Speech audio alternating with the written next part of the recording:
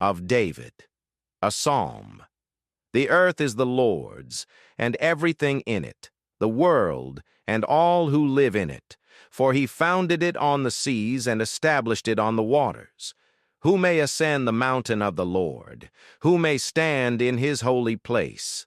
The one who has clean hands and a pure heart, who does not trust in an idol or swear by a false god. They will receive blessing from the Lord and vindication from God their Savior. Such is the generation of those who seek him, who seek your face, God of Jacob. Lift up your heads, you gates. Be lifted up, you ancient doors, that the King of glory may come in. Who is this King of glory? The Lord strong and mighty, the Lord mighty in battle. Lift up your heads, you gates. Lift them up, you ancient doors, that the King of glory may come in. Who is he, this King of glory?